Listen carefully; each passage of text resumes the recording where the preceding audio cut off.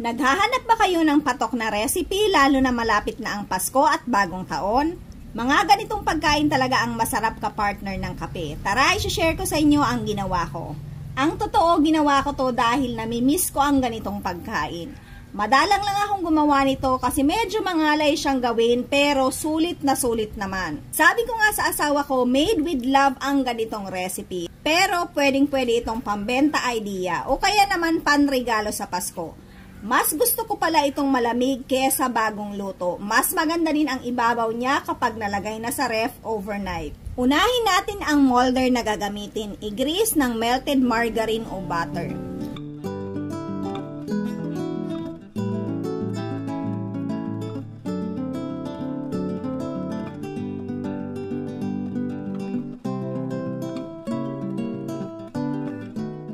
Pagsama-samahin lang natin ang 500 grams glutinous rice flour,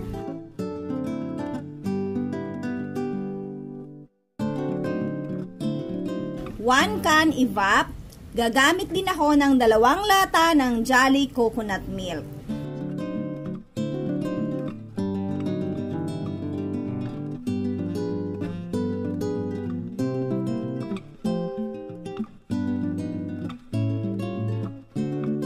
Nag-add din ako ng tubig. Saka haluin ng bahagya. Okay lang yan na may mga buo-buo kasi sasalain naman natin yan. Pero kung ayaw nyo magsala, haluin nyo na ng maayos pag-add nyo pa lang ng evap milk. Naglagay din ako ng kondensada, asukal at kaunting asin. Kung walang kondensada, pwede ang asukal, magdagdag lang. Haluin at salain kasi buo-buo yan kapag hindi nyo sinala.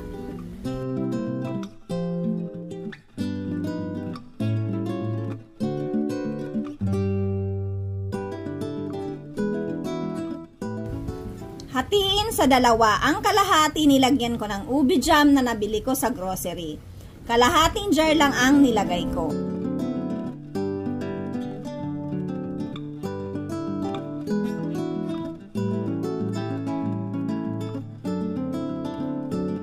Nagpatak din ako ng kaunting violet food color para medyo tumingkad ang kulay. Haluin at salain nyo din to. Hindi ko na napakita sa video na nasala ko siya. Mas maganda kasi ang outcome kapag sinasala. Yung kalahati naman, pinatakan ko lang ng kaunting vanilla flavor. Unahing lutuin ang ubi flavor. Ilagay sa kawali at haluin ng walang tigil. Naka-low mid-heat pala ako dito at kapag nag-start na siyang magbuo-buo, iset nyo sa low heat. Yan ang sabi ko sa inyo na nakakangalay siya kasi non-stop halo ang ginagawa ko dito. Kasi gusto ko maganda ang outcome. Ilagay sa molder na nag-grease ng melted margarine o butter. Ang tray na ginamit ko pala dito ay isang 10 by 6 by 1.5 at isang 8 by 4.5 by 2.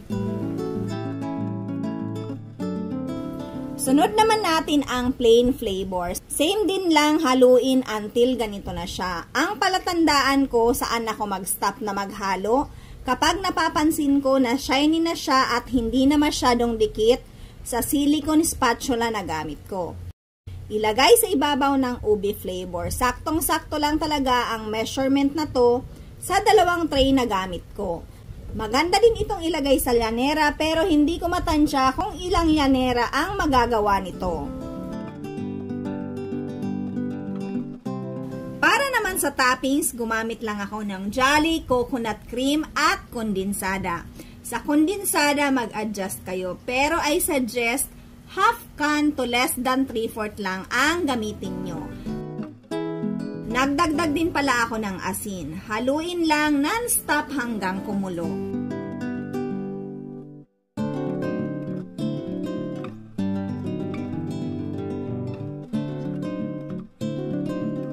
Ilagay sa ibabaw at i-bake ng 20 to 25 minutes. Naka 170 lang pala ang heat ko dito. Naka up and down ang heat at hindi siya preheated.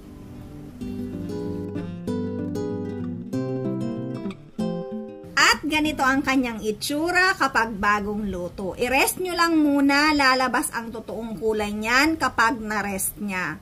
Ako nilagay ko yan sa ref ng mga 30 minutes, saka ako nag-taste test. Tuwang-tuwa ako dito kasi wiggly siya, tapos lumabas ang totoong kulay niya para makintab ang ibabaw kapag nare-rest. Kung ako ang tatanungin nyo, mas gusto ko ito na malamig. Pwede nyo itong ilagay sa ref overnight. Hindi siya tumigas at yung ibabaw niya, mas maganda ang kulay niyan kapag malamig. Kaya kung nagustuhan nyo to, gawa na din kayo. Try nyo to. Thank you for watching and see you on my next video. Enjoy!